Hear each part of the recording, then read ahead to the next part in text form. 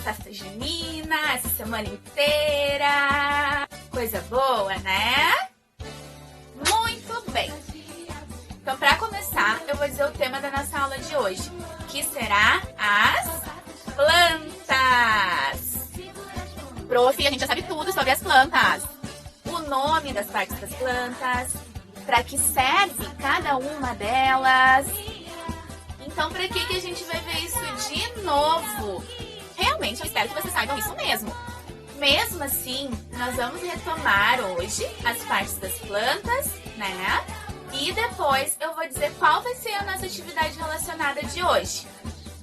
Mas primeiro, como eu prometi na aula online de sexta-feira passada, eu ia mostrar como tá o meu feijão para vocês. E não tá muito legal. Olha só como ele ficou.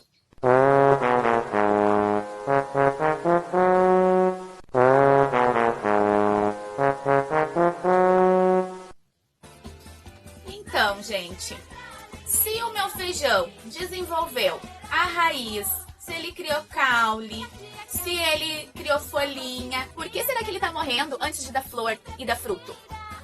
Como a gente viu quando a gente estudou as partes das plantas e a função de cada uma dessas partes, a raiz, ela é responsável por tirar água e nutrientes da onde? Do solo, muito bem. Ela tira lá do solo a água e os nutrientes e manda para a planta toda através do caule, né? E dos galhos lá e tal. Então, a gente pode concluir que a experiência do feijãozinho lá, da semente de feijão no algodão, é muito boa pra gente ver esse processo. A semente germinar, né? Começa a sair dela as raízes, depois a gente vê o pequeno caule crescendo até dar folhinhas. Mas ela não é uma experiência que a gente vai conseguir observar a criação, né, de muitas folhas e também de flores e frutos. As plantas precisam do solo, dos nutrientes que elas tiram lá do solo, né, para crescerem fortes, saudáveis, para darem frutos e sementes que vão dar outras plantas, né?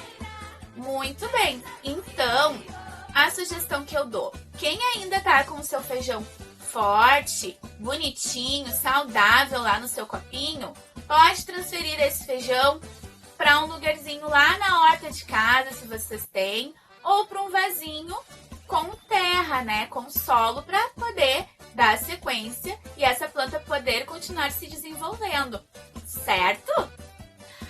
Agora, nós vamos, então, relembrar um pouquinho das partes das plantas que a gente estudou há algumas semanas atrás, tá? Eu quero ver se vocês vão saber me dizer que parte é essa. Quem sabe me dizer o que é isso aqui? Não vale me dizer que é uma salada. Isso mesmo, é uma folha de couve. Então, a couve, ela é uma folha. Essa aqui tá bem facinho, né? A laranja, ela é o quê? Isso, é um fruto, né? Uma fruta. Mas além de encher a nossa barriguinha e deixar a gente bem saudável, para que mais serve a fruta ou o fruto? Para proteger as sementes que darão origem a outras plantas. Muito bem. E essa parte aqui da planta que eu sei que todo mundo ama comer na hora da refeição. O brócolis, ele é o quê? Isso, uma flor, ó. Muito bem. Já que nessa semana nós estamos comemorando as festas juninas, eu trouxe essa parte da planta aqui, que é um prato típico principalmente das nossas festas juninas aqui do sul. Quem sabe me dizer que parte da planta é o pinhão? O pinhão é uma semente, ó. Nota 10 para vocês. Gente, a prof ensinou para vocês as partes mais comuns das plantas, mas ao longo da nossa vida a gente também vai encontrar plantas que não são tão completas, ou seja, que não tem todas essas partes. Como a gente viu lá no primeiro vídeo sobre as plantas, No mundo todo existe uma diversidade gigantesca de plantas. Então, nem todas as plantas são formadas por todas aquelas partes. Um exemplo disso são as suculentas ou os cactos. São plantas que a gente utiliza mais como ornamentação, ou seja, para enfeitar os ambientes, né? Então não são plantas que vão gerar flores em sua maioria, não vão chegar a dar frutos. Mas então como nascem mais essas plantas, prof? Esse tipo de planta não nasce de semente. Existem outras maneiras de formar novas plantas que não dão sementes. Mas isso a gente vai aprender mais pra frente. Agora que nós já retomamos um pouquinho sobre as partes das plantas, eu tenho uma pergunta para vocês. As 4 partes que a prof mostrou para vocês fazem parte do nosso cotidiano, né? Do nosso dia a dia. De que maneira?